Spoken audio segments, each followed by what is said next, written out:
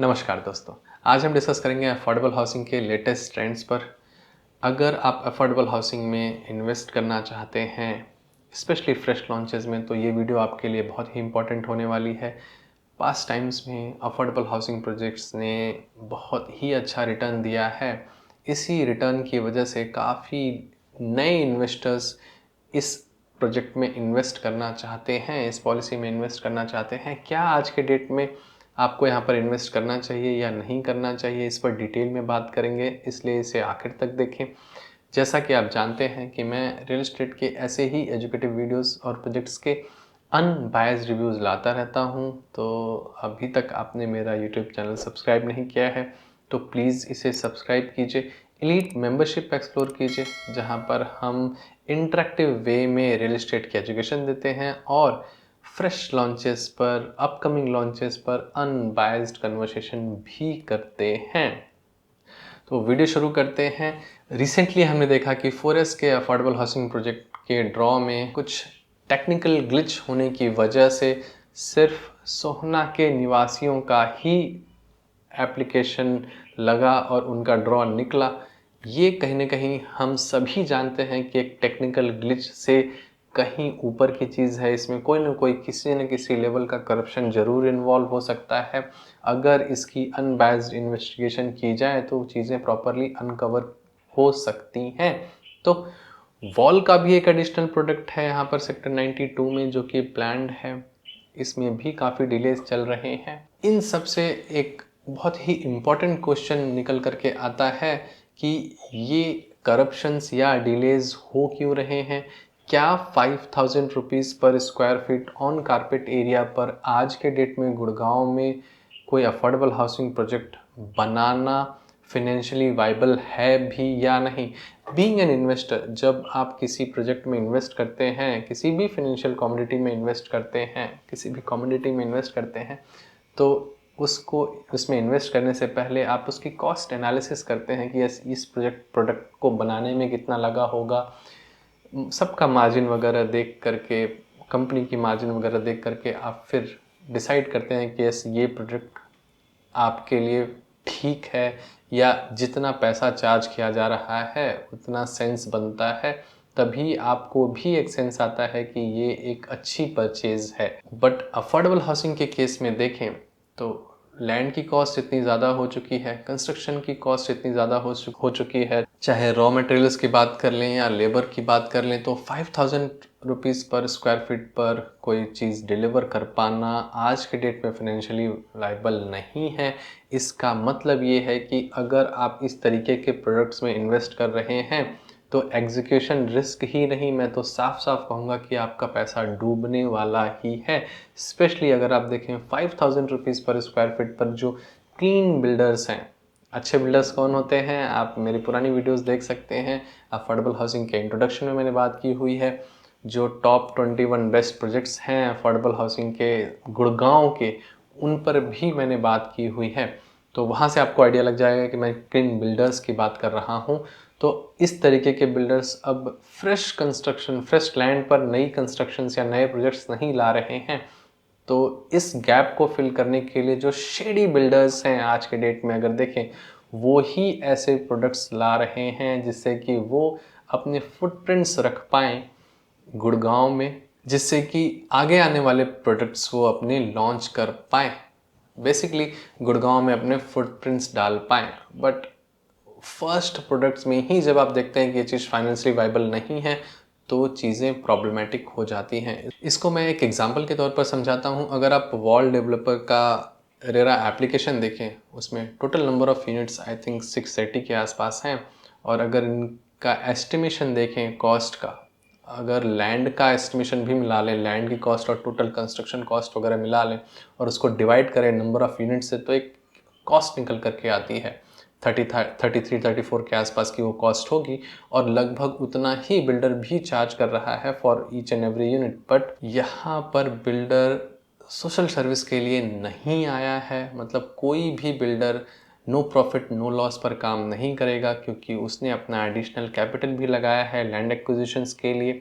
अगर किसी कॉन्ट्रैक्टर को हायर करना है तो अपफ्रंट कुछ पेमेंट्स करनी होती हैं।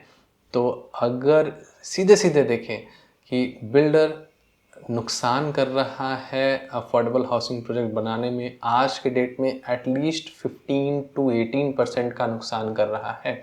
अब कहने को ये प्रोडक्ट लॉन्च हो सकते हैं, ऐसे शेडी बिल्डर्स बनाना शुरू कर सकते हैं, चूँकि इनका कोई अच्छा ट्रैक रिकॉर्ड भी नहीं है, इनके लिए कोई गुडविल्स भी नहीं है, मार्केट में अच्छी बातें भी नहीं हैं, तो कल को ये इंस्टॉल हो भी जाते हैं तो आई डोंट थिंक कि किसी का कोई बहुत ज़्यादा नुकसान होने वाला है। ये चीज़ें डिज़ाइन ही इसी तरीके से की जाती हैं। ऑल्दो जब ये प्रोडक्ट्स आते रहेंगे आगे आने वाले टाइम में, तो इनको मैं इंडिपेंडेंटली रिव्यू ज़रूर करता रहूँगा। ये जो मैंने बातें बोली हैं स्पेसिफिकली वॉल डेवलपर के बारे में नहीं बोली हैं। This is for each and every developer. ये मैं बोलने से पहले क्लियर कर देना चाहता हूँ। मैंने फोरेस को लेकर के भी, जब ये प्रोडक्ट लॉन्च हुआ था, टीसीपी पर लाइव हुआ था, तो वहाँ पर मैंने अपना अनबायस्ड ओपिनियन दिया था कि आपको फोरेस में क्यों अप्लाई नहीं करना चाहिए और फोरेस जैसे बिल्डर किस तरीके की क्रेडिबिलिटी अपने साथ रखते हैं। तो अगर आपने वो वीडियोस देखी हैं तो प्लीज़ उससे भी जा कर के लाइक करें और यहाँ पर भी कमेंट करें कि जिस तरीके की प्रोडक्शंस मैं चाहे अफोर्डेबल हाउसिंग को लेकर के हो, चाहे लग्जरी लॉन्चेस को लेकर के हो, करता आया हूँ, वो 100% सही होती आई हैं। और जिन प्रोडक्ट्स को मैंने मना किया है, आज वहाँ पर रीसेल्स देख लें, स्ट्रगल कर रही हैं। और एक और टाइम था जब हम अफोर्डेबल हाउसिंग प्रोजेक्ट को लेकर के सीधे रिकमेंडेशंस दे रहे थे कि अगर ये चीज़ 0 प्रीमियम पर मिल रही है तो ये ब्लाइंड बाय है। और उस समय जो अंडर कंस्ट्रक्शन अफोर्डेबल्स थे, लोगों को कन्विंस करना कि डेंसिटी बहुत ज़्यादा है, कार पार्किंग आपको नहीं मिलती, पर फ्लोर 8-8, 12-12 अपार्टमेंट्स हैं, बट स्टिल जिस प्राइस पॉइंट पर जो चीज़ ऑफ़र की जा रही है वो काफ़ी बेहतर है, उस समय बहुत ज़्यादा मुश्किल होता था कन्विंस करना लोगों को। बट आज के डेट में ये प्रोडक्ट इतना ज़्यादा डिस्कवर हो चुका है कि लोग बिल्कुल भेड़ चाल ही अगर कही जाए तो ज़्यादा सही है, भेड़ चाल की तरह इसके पीछे लगे पड़े हैं। और इंडियंस के साथ कहीं ना कहीं ये प्रॉब्लम भी है, कोई चीज़ समझाई जाए उन्हें नहीं समझ में आती, बट एक बार समझ में आ जाती है तो सबको ही समझ में आ जाती है और एक भेड़ चाल शुरू हो जाता है। और जब भेड़ चाल शुरू होता है तो इस तरीके के करप्शंस, शेडी बिल्डर्स का होना, फालतू की सप्लाईज जनरेट करना डिमांड को देखते हुए, इस तरीके की चीज़ें होती हैं। तो इस भेड़ चाल के चक्कर में ना पड़े जहां पर आपका पूरा का पूरा कैपिटल ही रिस्क पर हो। कुछ अच्छे जो बिल्डर्स हैं छोटे छोटे लैंड पार्सल्स पर अपने एक्सटेंशन प्रोडक्ट्स ला सकते हैं। किसी खराब लोकेशन पर अगर कहें या अंदर की लोकेशन पर कहें, वहाँ पर हो सकता है कुछ अच्छे बिल्डर्स सोना में कुछ लेकर के आएँ, जैसा कि मैंने आपको बताया भी है रिसेंट वीडियोस के माध्यम से कि आरओएफ का सेक्टर 7 में प्लान्ड है, तो वो फिर भी मुझे ठीक लगता है। आरओएफ ने कुछ ना कुछ बना करके पास्ट में दिया है, हार्डली उनके कोई प्रोडक्ट्स हैं जो स्टॉल्ड हों, सारा का सारा कंस्ट्रक्शन करके एटलीस्ट दिया है, भले ही उन्हें 5 से 7 साल लगे। तो यहाँ पर ठीक है, एटलीस्ट 2 से 3 साल के डिले के बाद भी आपको चीज़ मिल जाएगी। बट जिस तरीके के बिल्डर्स रिसेंटली आए हैं फ्रेश कंस्ट्रक्शंस में और आगे आने वाले टाइम में प्लान्ड हैं, वो शेडी बिल्डर्स ही हैं, वहाँ पर आपका कैपिटल रिस्क पर है। मैं थोड़ा सा डाइग्रेस कर रहा हूँ, बट ये चीज़ समझानी बहुत ही ज़्यादा ज़रूरी है कि इस भेड़ चाल में ना पड़े। जो चीज़ें होनी थी, अफोर्डेबल हाउसिंग की स्टोरी ऑलमोस्ट ओवर हो चुकी है। जब आपको जो चीज़ समझाई गई थी, जिनको समझ में आई उन्होंने लिया, उन्होंने पैसे बनाए। आज के डेट में एटलीस्ट फ्रेश लॉन्चेस में ये चीज़ इन्वेस्टेबल नहीं है, पूरा का पूरा कैपिटल रिस्क पर है। तो अगर यहाँ पर ना जाएं तो क्या करें? तो under construction affordable housing projects पर आप ध्यान दे सकते हैं, बट वहाँ पर कैश की रिक्वायरमेंट ज़्यादा हो सकती है। अगर आपके पास कैश है तो आप वहाँ पर देख सकते हैं, कुछ एमके यूनिट्स वगैरह देख सकते हैं। सेकेंडली, आप जो ready position affordable housing projects हैं उन पर अपना ध्यान केंद्रित कर सकते हैं। अगेन, मैंने टॉप 21 अफोर्डेबल हाउसिंग का जो वीडियो बनाया है वो बिल्कुल अनबायस्ड वीडियो है, कुछ भी ऐसा नहीं है जो कि मैं सेल करना चाहता हूँ इसलिए मैंने वो टॉप 21 की लिस्ट में रखा है। बट उस वीडियो को आप अगर शुरू से आखिर तक देखेंगे और अपने प्रोडक्ट, अपनी रिक्वायरमेंट के हिसाब से अपना प्रोडक्ट फाइनलाइज करेंगे और वहाँ पर इन्वेस्ट करेंगे तो फॉर श्योर आपका कैपिटल रिस्क पर नहीं होगा। और रेंटल्स के साथ कैपिटल एप्रिसिएशन को अगर देखें तो 10% के आसपास का आपको वहाँ पर आराम से रिटर्न मिल जाएगा। Coming on to the third product, कुछ स्वामी फंड के चीज़ें हैं जो कि नियरिंग पोजीशन हैं। ऐसे प्रोडक्ट्स जो नियरिंग पोजीशन थे उसको एसबीआई ने फंड किया है और उसे कंस्ट्रक्ट कर रहे हैं। ऐसी चीज़ें भी रडार पर आप करके हो सकती हैं, बट वो चीज़ मैं इसलिए रिकमेंड नहीं करता कि construction quality is a biggest challenge, क्योंकि कोई चीज़ 5 से 6 साल अगर ऐसे धूप और बारिशों में रही है तो उसकी कंस्ट्रक्शन कितना भी कोई उस पर चूना लगा ले तो वो चूना ही लगा रहा है एक्चुअली उस स्ट्रक्चर पर। तो ऐसी चीज़ें आप अवॉइड कर सकते हैं ऑल टुगेदर। बहुत सारे बिल्डर्स ऐसे आ रहे हैं, मैंने पास में भी बताया हुआ है कि इन चीज़ों में आपको नहीं जाना है, बट स्टिल अगर आप जा भी रहे हैं तो एटलीस्ट आपका वहाँ पर कैपिटल सिक्योर है। मतलब अगर आपने 1 करोड़ का कोई 2 BHK लिया तो वो 1 करोड़ का ना रह करके हो सकता है 95 lakhs का हो जाए, बट एटलीस्ट 95 lakhs का रहेगा। बट अगर आप फ्रेश लॉन्चेस में जा रहे हैं तो वहाँ पर कैपिटल ही पूरा रिस्क पर है। 0 रुपीज़ हो सकते हैं अगर आपका 26 लाख लग चुका है तो, राइट। और कई बार ये लोग MQs के लिए जा रहे हैं ऐसे प्रोडक्ट्स में जहाँ पर कैश का पार्ट भी अच्छा खासा हो जाता है। वो कैश तो पूरा का पूरा डूबा ही है आपका, और प्लस साथ में जो वाइट में पैसा जा रहा है वो लॉन्ग फाइट पर जा चुका है और वहाँ से आप कोई रिटर्न की उम्मीद ना करें। वो पैसा ऐसा समझ सकते हैं कि पानी में जा चुका है। तो इस तरीके के रिस्क आपको नहीं लेने चाहिए। I am digressing, I am repeating, but yes, अभी आगे आने वाले टाइम में जिस तरीके के बिल्डर्स अफोर्डेबल हाउसिंग प्रोजेक्ट्स पर आ रहे हैं, अगर ये रेट 6,000, 6500, 7,000 तक गवर्नमेंट इसे रिवाइज करता है तो शायद हम देखें कि कुछ अच्छे बिल्डर्स प्रोडक्ट्स लेके आएँ।